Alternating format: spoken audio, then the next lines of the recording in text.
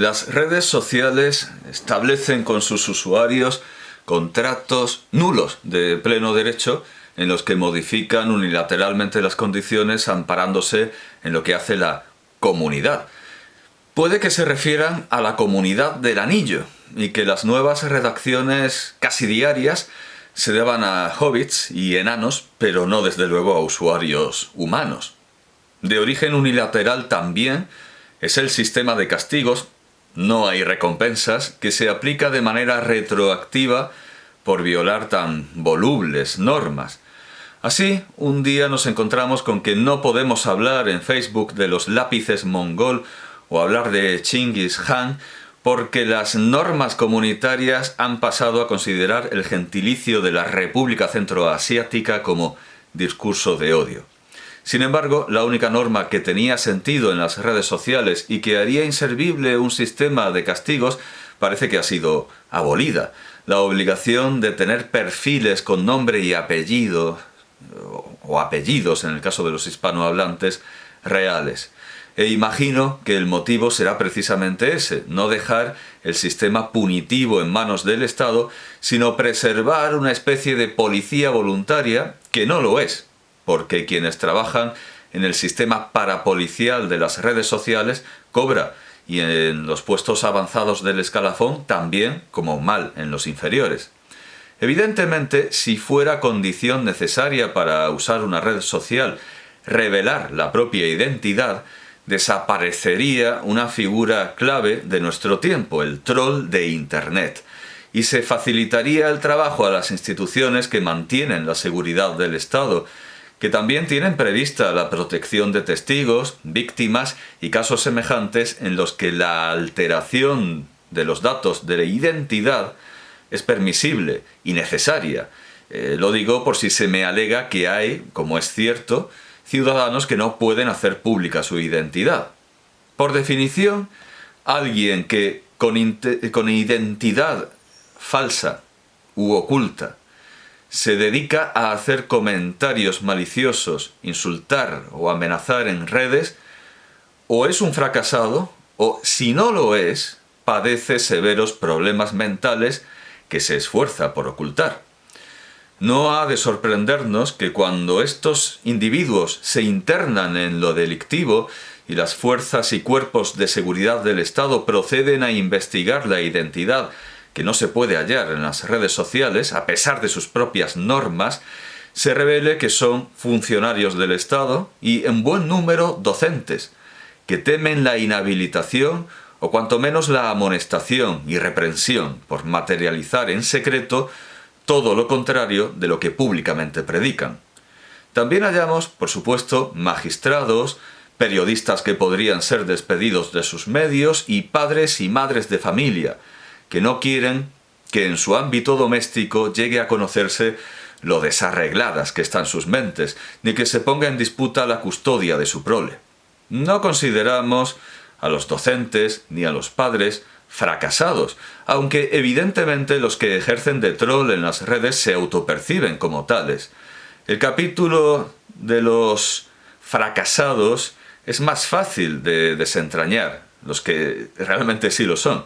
Atacan a las figuras públicas porque, como a Isnowood, les gustaría ser el califa en lugar del califa. Lo que resulta verdaderamente cómico es que ven califas por todas partes y como todo el mundo les parece más fuerte que ellos, intentan darles una paliza para hacerse respetar en la cárcel que hay en su imaginación. Pero como nunca lo hacen a cara descubierta, ese momento de prestigio nunca llega, así que tienen que iterar constante y continuamente la operación contra individuos que ellos perciben como dominantes, pero que se reirían mucho de saber que son considerados modelos de riqueza, poder o ascendencia social. Ahora bien, existe un fenómeno de no poco interés. Muchos intentan pegarle al más fuerte de la cárcel sin dar la cara, lo que desde luego no tiene ningún sentido y no conlleva el respeto de nadie respetable. Pero sí logran atraer la atención de otros sujetos análogos y crean, con sus aplausos desde lo oculto, una figura similar a la del rey de las ratas, ese extraño fenómeno zoológico que se había llegado a tomar como una leyenda. Es una especie de monstruo en el que ratas reales, ratas normales, usuales, acaban entrelazando sus rabos, algo muy propio de estos trolls, efectivamente, entrelazan sus rabos y esos accidentes terminan con la muerte de todas por inanición, mientras se agitan en vano por liberarse, o por al menos dominar al monstruo múltiple en el que se han convertido. Las gusaneras que forman estos agresores velados de Internet llevan en sí el germen de lo inane y la inopia. Son velados como el profeta velado del Jorasán, que es una especie de precuela o de preludio, es el preludio del Ku Klux, o si no, no tanto un preludio, sí una idea concomitante. El baile del profeta velado del Jorasán tiene mucho que ver con los velos del Ku Klux Klan. Naturalmente todo ese mundo islamizante siempre gustó al Ku Klux Klan, que en su segunda etapa llegó a tener un clorán que era el Corán del Ku Klux Klan, y desde luego esto de velarse, pues tiene estos precedentes. Velarse en Internet tiene como precedente velarse en la vida real con un capirote, un capuchón, una caperuza, como los simpáticos amigos del Ku Klux Klan. Pero algunas de estas gusaneras que, como digo, llevan en sí el germen de la hambruna y de la desaparición por ella, el germen de la inopia, algunas de estas consiguen durar lo bastante porque se alimentan de sus propios excrementos. Pero para que esto tenga éxito, el troll tiene que tener una doble identidad en la que, muy lejos de injuriar y calumniar, pueda adular y referirse a otros a otros congéneres, a otros colegas de gremio del mismo oficio trollesco, con posesivos, con elogios y con los mejores calificativos. Es decir, un rey de las ratas que solo puede... un rey de las ratas, que es un fenómeno que ya hemos descrito, solo puede hacerse sostenible, y lo voy a repetir, pero estoy hablando como metáfora, es algo que también tiene que repetir, bueno, en realidad no lo repite, Dawkins solo lo dice una vez cuando en el gen egoísta dice que habla de gen como una metáfora porque en realidad no hay un gen, pero bueno, yo lo voy a repetir a diferencia de Dawkins, hablo como una metáfora. Un rey de las ratas solo puede hacerse sostenible si en otro lado de la realidad mostrada se sigue el modelo de El cien pies humano de Tom Six y sus lectura imprescindible para entender, tenéis que leer esto de, o simplemente esto de, encabezamientos habituales de esta adulación sistemática en un rey de las ratas o en un cien pies humano, que es la parte trófica del rey de las ratas, la parte exitosa, el modelo exitoso que puede tener un rey de las ratas. Bueno, a veces se quedan simplemente no ya en esto de lectura imprescindible para entender, tenéis que leer esto de, o esto de, a veces se quedan simplemente en una mera palabra, en un mero vocablo, y sus temazos, se quedan con sus temazos, melocotonazos, articulazos, fotazas, tetazas. Bueno, esto no, porque a diferencia de todo lo anterior, es una afirmación verificable y no falsable. Para más detalles y análisis sobre la figura del troll, recomiendo ver a Ricardo Alcaraz, un universitario mexicano que comenta, por ejemplo, la clásica pregunta de troll ¿quién eres?, hecha por un perfil sin nombre y sin foto a una cuenta en la que alguien está hablando con su rostro, su voz y su nombre. Naturalmente deben entenderse las imágenes, ya lo he dicho, de mi discurso como metáforas, y yo, a diferencia de Richard Dawkins, lo repito, sé perfectamente que aunque en 2021 apareció un rey de las ratas vivo en Estonia, desmintiendo que fuera una leyenda, o que los ejemplos que se conocían fueran artefactos mágicos hechos de intento por hombres, la idea del cien pies humano vivo sé que es médicamente imposible. Pero es una imagen enormemente útil, especialmente en su primera y tercera entrega, en las películas de Tom Six, aunque son simplemente bromas cuarteleras enteramente prescindibles, en tanto que la segunda sí tiene algo que ver con el cine, vendría a ser como una especie de angustia de Vigas Luna, pero a lo bestia. En la tercera entrega de Tom Six, tenemos un ciempiés humano sobredimensionado, y cuando se pierde la escala humana, ¿qué falta hace ya la clandestinidad, el ocultarse como las ratas? Hoy día, emulando la cadena humana que usaron como recurso propagandístico, los demagogos catalanes y valencianos han creado un ciempiés humano de tal envergadura que el maestro valenciano Vicente Berenguer Santos no solo no escondió su nombre para publicar que se alegraba de la muerte del torero Víctor Barrio, que bailaría sobre su tumba y que se mearía en, cito, estoy citando, las coronas de flores que te pongan, cabrón, fin de la cita, sino que lo justificaba diciendo que él era cito, un ciudadano muy educado, hasta el punto de ser maestro, fin de la cita, y que eso lo ratificaría, cito, en cualquier lugar o juicio, fin de la cita, aunque cuando se lo convocó a juicio, primero desapareció y luego dijo que habían suplantado su identidad, a pesar de que anteriormente había publicado que quería sacarle el otro ojo a Juan José Padilla, y a Francisco Rivera Ordóñez le dijo que el panteón de su padre, cito, insisto, estoy citando, ya espera tu calavera, fin de la cita. Y el escritor Jaume Fàbrega i Colom tampoco ocultó su nombre cuando dijo que se apuntaba a apedrear la casa de un niño de 5 años porque sus padres pidieron para él clases en español.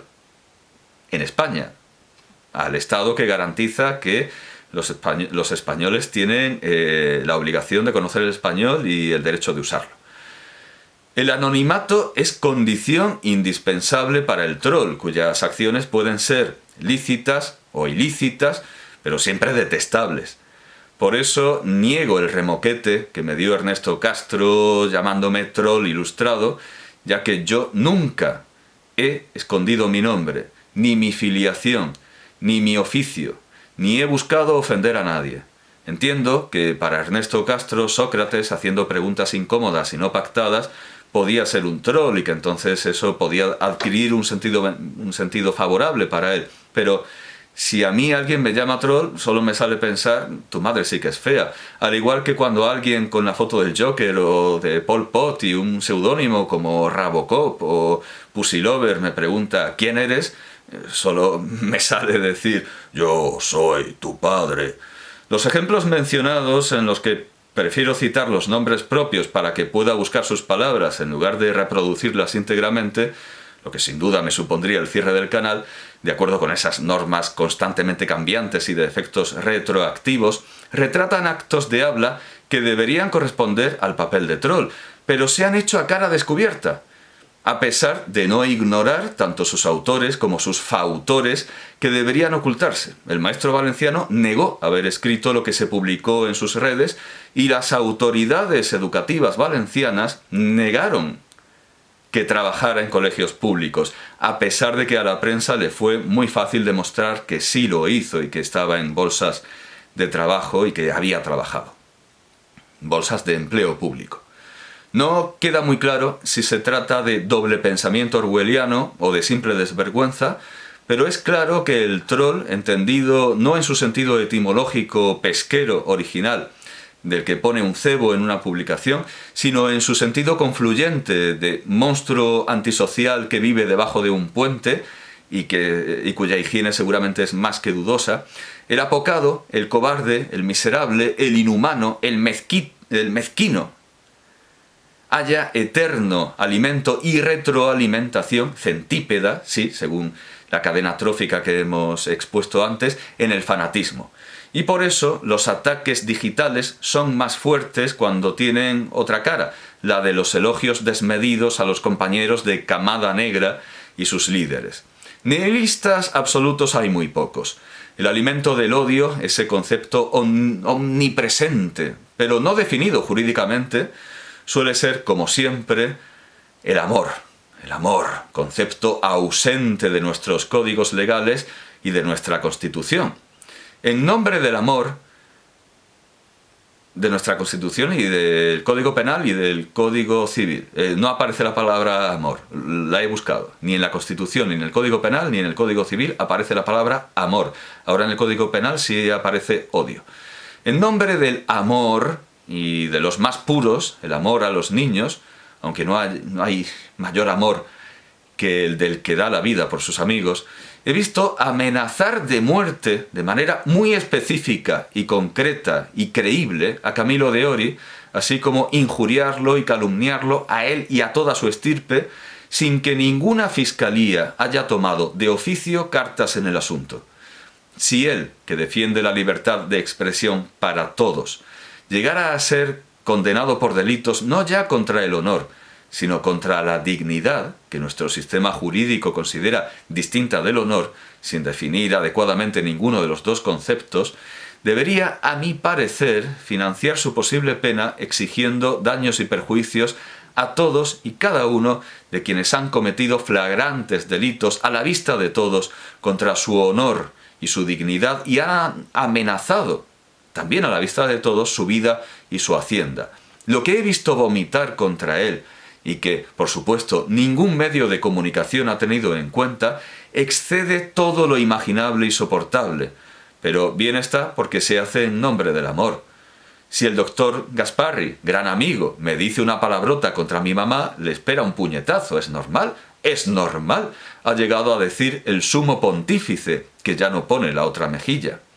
Naturalmente, esto es una metáfora. No lo que acabo de decir que son palabras textuales del Papa, sino las propias palabras. El Papa las usa como una metáfora, donde dice su mamá, entiende la madre iglesia, la madre patria, la umma o cualquier otra abstracción. Donde dice un puñetazo se pueden entender varios. Yo he visto llevar a la realidad este consejo apostólico dado a los periodistas. Un estudiante hizo una vez, delante de mí, una broma sobre un niño desaparecido, uno de los muchos niños desaparecidos o fallecidos. Y antes de que yo pudiera explicar que era improcedente, otro estudiante se levantó, lo tiró al suelo y lo trituró a puñetazos en la cara.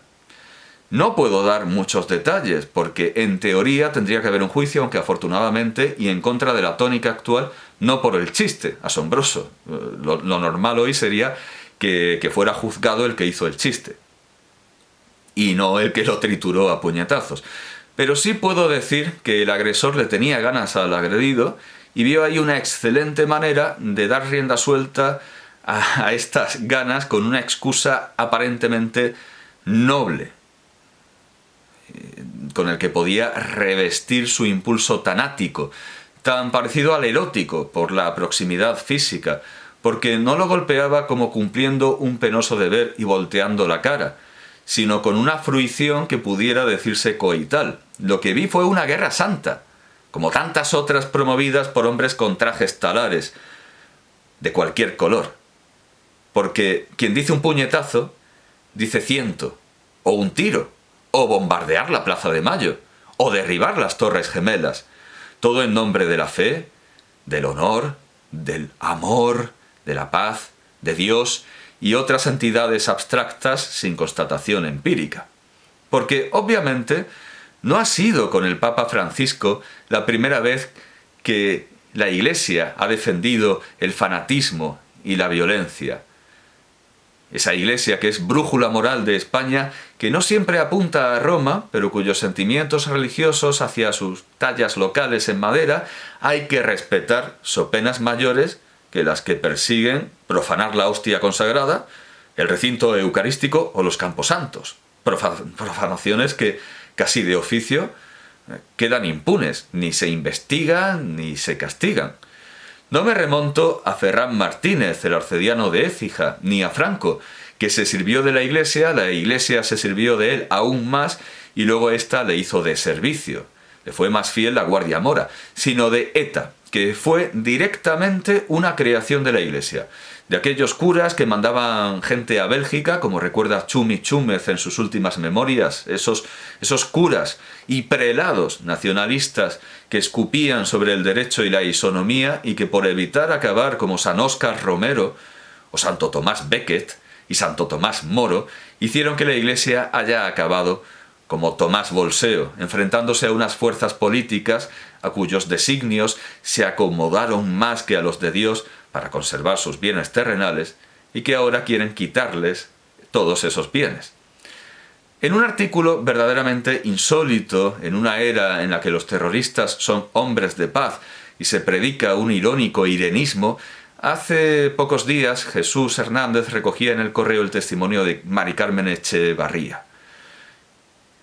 Reza así: en los llamados años de plomo, era relativamente frecuente que el atentado mortal no supusiera el final del acoso. Lo sabe bien Charo Cadarso. Su padre, Luis Cadarso, era...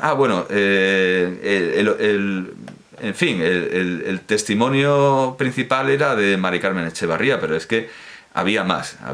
Y este es el de Charo Cadarso. Su padre, Luis Cadarso, era teniente coronel de la Guardia Civil en la Reserva. Le mataron en la plaza de Basauri el 14 de abril de 1981, exactamente el día que yo nací. Pocos minutos antes había comprado el periódico y el kiosquero, amigo suyo, le había comentado que había muerto un militar en San Sebastián. Él le respondió: hoy han sido unos y mañana podemos ser otros. No podía saber que aquella sentencia sería realidad en pocos minutos. Mi padre, cita de Cadarso, mi padre era muy religioso y murió frente a la iglesia de San Pedro. Pedimos al cura que saliera. No quería, pero al final salió. Le pedimos que le diera la extrema unción y se negó, porque era guardia civil. Se duele su hija. Ella era profesora y supo más tarde que, cita también, el padre de una alumna mía de 5 años, sigue el periodista, facilitó información para el atentado. Después del crimen, dice Cadarso, había gente que nos seguía por la calle durante horas y nos tocaban al timbre de madrugada. Denunciamos, pero nos dijeron que, sin sangre, no podían hacer nada. Este es el testimonio, y hoy, sin embargo, se emplean más recursos en perseguir y juzgar los delitos sin sangre, sin ofensa y sin víctimas reales, más allá de las hipotéticas, como los sentimientos religiosos, la dignidad, que en esclarecer no ya las amenazas, acosos e injurias que quedaron impunes, sino los delitos con sangre, mucha sangre, que una más que lícita sospecha nos permite intuir que salpica nuestros escaños y sillas curules. Naturalmente, en este momento, si nos escuchara, la mente privilegiada y arcaica, casi reptiliana de Camilo de Ori, pero eximiamente, ilustradamente reptiliana, no podría evitar excogitar chistes sobre las víctimas de ETA o alambicados silogismos escolásticos para defender a la banda o a sus defensores, como Cuba, y que son a su vez limitadores de la libertad de expresión de la que intenta hacer gala Camilo de Ori. Incurriría en una de estas contradicciones. Es muy difícil defender a Camilo de Ori cuando él mismo, que conoce a la perfección todos los artificios retóricos, los usa consciente o inconscientemente, de manera permanente, en su contra. Es como el togado que tira todos los papeles y procede a una escena bufa después de un testimonio lacrimoso para hacer que la sala lo olvide, pero sin tener en cuenta que quien acaba de hablar es su cliente. O como Gary, en una muy popular tira de Inky Rickshaw, en la que Jesús predica desde la montaña: amad a todo el mundo, y le responden desde la multitud: espera, ¿incluso a Gary? Sí, Gary es lo peor, añade otro. Mirad, ya hemos pasado por esto, dice Jesucristo. Sí, amad también a Gary. Y entonces se escucha: ¡ja! ¡Chupadla, perdedores! Y le dice Jesús: ahora no, Gary. Inequívocamente, Camilo de Ori es Gary. Pero, bueno, mucho más educado, pero es Gary. Pero precisamente la existencia de Gary es lo que justifica no solo las instituciones que defienden el derecho de los hombres, sino las instituciones que predican el amor divino, porque será un chiste, pero eso es exactamente lo que habría dicho, o más exactamente lo que dijo Jesús, porque su línea en la tira cómica no es sino una paráfrasis del mucho más específico «amad a vuestros enemigos». Pero lo que mueve el intelecto siempre lúdico de Camillo de Ori no es la enemistad, ni el odio, ni el amor que fácilmente transmigra al odio. No es un troll, ni un delincuente al que haya que localizar mediante ningún complicado método de investigación. Quien quiera puede saberlo todo sobre él, porque nunca se ha escondido. Alguna vez fue troll, creyendo de manera más o menos ingenua que sus personajes eran plenamente reconocibles. Y esto en un tiempo en el que jamás se puede poner la mano en el fuego por las capacidades cognitivas ajenas. Lo que le ha valido alguna que otra campaña de desprestigio a través de la sucia estratagema de construir perfiles falsos que verosímilmente podrían ser él. Pero no lo eran. Aunque inequívocamente Camillo de Ori es un ilustre perdedor y un eximio fracasado, un perdedor y un fracasado que ha ganado algunos premios literarios, con lo que sería candor si no fueran tan trepas, lo han creído parte del sistema, un enchufado, incluso un potentado al que pedir cosas y al que atacar si no las concede. Él no alberga desde su sótano bohemio, porque ahora las mansardas han pasado a ser carísimas y lo que se estila en la bohemia son los sótanos húmedos. Él no alberga desde ese sótano húmedo el más mínimo rencor ni frustración. Bueno, quizás sí, pero no contra nadie. Un rencor y una frustración interiorizada de bohemio habitual, lo habitual en el siglo XIX. Lo que lo aleja tanto de la condición de troll como del ánimo de delinquir con la palabra. Por supuesto, quienes piensen que su ánimo es de lucro o de medra social no tienen los pies en este mundo. No voy a negar, por supuesto, que hay algo de patológico en su dedición al impulso de argumentar largamente y casi de manera forense, de manera legal y como un jurisperito, como un perito en cualquier otra materia, con desconocidos, con muchas citas y capturas de libros, cuando el diálogo es completamente inútil y se enfrenta casi siempre a una respuesta aproximada a la de los franquistas en Libertarias cuando la monja anarquista les recita a Bakunin en la trinchera. Puede que tenga causas físicas. Parece ser que los neandertales, con los que guarda cierto parecido, al igual que Nacho Novo, que se aprovechó de ello en el espectáculo El Cavernícola de Rob Becker, tenían el lóbulo frontal poco desarrollado, lo que limitaba sus habilidades sociales, y se supone que su hundimiento como especie, parejo con el hundimiento de su frente, no se debió a su falta de inteligencia. Parece ser que eran muy inteligentes y Camillo de Ori es inteligentísimo, sino a su fracaso para fijarse objetivos adecuados y convencer a los demás de sus logros. Sus andanadas de chistes de humor negro a raíz de las necrológicas del día y de cualquier hecho luctuoso no estaban movidas ni por el odio ni por el amor, sino por el simple juego de ingenio, de representar sombras chinescas en su cráneo privilegiado y hundido, sombras imprudentísimas y desconsideradas, cierto, pero inocentes, y en el caso por el que se le piden responsabilidades ahora, años de cárcel y dinero, a él precisamente que ni estaba encargado de vigilar al menor, ni abrió un pozo ilegal, ni lo cerró deficientemente, sino que simplemente hizo unos chistes. Aunque ¿qué nos sorprende si ya vimos pedir más años de cárcel por hacer chistes sobre Carrero Blanco que por asesinar a Carrero Blanco y a su conductor? El blanco de Camillo de Ori era el tratamiento dado al hecho por la prensa, que según la propia prensa, la prensa dice que el Consejo Audiovisual de Andalucía, sea lo que sea, iba a analizar ese tratamiento por si se había vulnerado el honor o la dignidad de la familia, cosa que, según parece, quedó en nada, tomando como único chivo expiatorio a Camillo de Ori. Quedan aquí dos cuestiones interesantes. La primera, no es la prensa el mayor troll.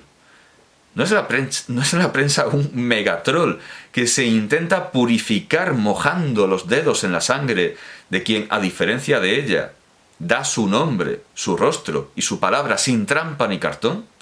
No son las falsas fotos de perfil de este troll, las moscas de la cadena de televisión y el omnipotente carné profesional?